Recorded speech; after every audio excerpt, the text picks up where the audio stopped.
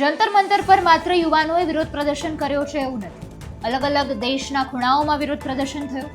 Social media ઉપર તો એક આખી જ્વાળા ઉઠી ગઈ હતી વિરોધ પ્રદર્શન માટેની. ક્રિએટર્સ હોય, સેલિબ્રિટીઝ હોય, એક્ટર્સ હોય, કોઈ પણ વ્યક્તિ હોય, બધા લોકો આ માર્ચમાં ડાયરેક્ટ ઇનડાયરેક્ટ બધી રીતે જોડાયા હતા.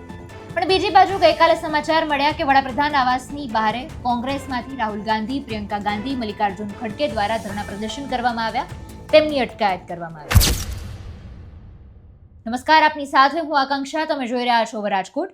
નીટ પેપર લીક મુદ્દે પીએમ આવાસની બહાર ધરણા પ્રદર્શન કરવામાં આવ્યા. રાહુલ ગાંધી, પ્રિયંકા ગાંધી, મલ્લિકાર્જુન ખડગે, અખિલેશ યાદવ આ બધા જ લોકો તેમાં જોડાયા હતા. કોંગ્રેસ હજુ પણ આક્રમક મૂડમાં છે. 22 જુલાઈએ વહેલી સવારે 10 વાગ્યાની આસપાસ અમદાવાદમાં રાજીવ ગાંધી ભવને કોંગ્રેસે ધરણા યોજ્યા હતા. જે બાદ રેલી કાઢવામાં આવી. આ રેલીમાં મોટી સંખ્યામાં કોંગ્રેસના કાર્યકરો પહોંચ્યા હતા. રાજીવ ગાંધી ભવનથી રેલી નીકળીને હજુ તો 4 રસ્તા પર પહોંચે એ પહેલા જ પોલીસ કાફલો ત્યાં પહોંચી જાય છે. કાર્યકરો અને પોલીસ વચ્ચે ઘર્ષણ થાય છે અને એ રેલીમાં કોંગ્રેસના કાર્યકરો પોલીસની ગાડી પર ચડી ગયા હોય આવી વાત અને આવા દ્રશ્યો પણ સામે આવ્યા છે. જેમને નીચે ઉતારવા માટે પોલીસને પણ ગાડી પર ચડવું પડ્યું હતું. ધારાસભ્ય અમિત ચાવડા, ઇમરાન ખેડાવાલા સહિતના નેતાઓની પણ અટકાયત કરવામાં પોલીસને પરસેવો છૂટી ગયો હતો. 3 બસ ભરીને કાર્યકર્તાઓની અટકાયત કરવામાં આવી છે.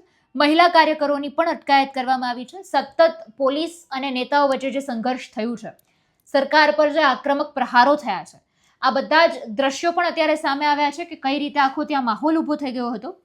જે રાહુલ ગાંધી દ્વારા અને એમની જે અટકાયત કરવામાં આવી હતી, એમની પણ ટીંગાટોળી કરીને અટકાયત કરવામાં આવી હતી. અને એ સાથે જ કેરળના સીએમ પણ ત્યાં હાજર હતા. તેમની પણ અટકાયત કરી લેવામાં આવી હતી. જ્યારે અત્યારે અહીંયાથી પણ આ રીતે સમાચાર સામે આવ્યા છે. કોંગ્રેસ ભવન પાસે બેરિકેડ્સ કરવામાં આવ્યું છે. કોંગ્રેસના કાર્યકરોને કાર્યાલયમાં જ કેદ કરવામાં આવ્યા છે. ઉલ્લેખનીય છે કે કોંગ્રેસના ધરણામાં નીટની પરીક્ષા અગાઉ આત્મહત્યા કરનાર વિદ્યાર્થીઓ કહાનના પિતા પ્રશાંત પટેલ પણ પહોંચ્યા હતા. પ્રશાંત પટેલે જણાવ્યું કે મારા દીકરાએ જીવ ગુમાવ્યો છે, એટલે હું દિલ્હી વિરોધમાં ગયો હતો અને આજે અમદાવાદ પણ આવ્યો છું. અહીંયા અગત્યના સમાચાર એ છે કે કોઈ પણ જગ્યાએ પ્રદર્શન કરવામાં આવી રહ્યું છે તેમને અટકાવવામાં આવી રહ્યું છે.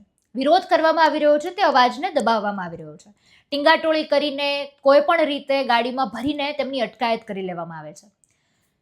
મહત્વનું એ છે કે દરેક જગ્યાએ જે અત્યારે આ જ્વાળા ઊભી થઈ છે એ કેવી રીતે શાંત થશે મને નથી સમજાતું. કારણ કે અત્યારે સરકારે વાતચીતનો પ્રયત્ન કર્યો છે. આપણે ચોમાસુ સત્રની વાત કરીએ, તેના પર નજર કરીએ તો વિપક્ષે પણ સતત હોબાળો કર્યો.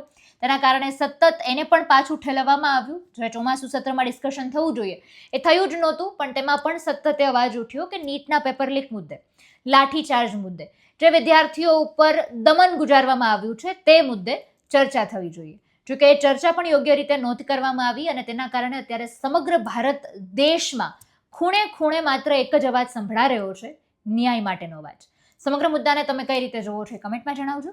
ફરી મળીશું. હવે રજા આપશો. નમસ્કાર.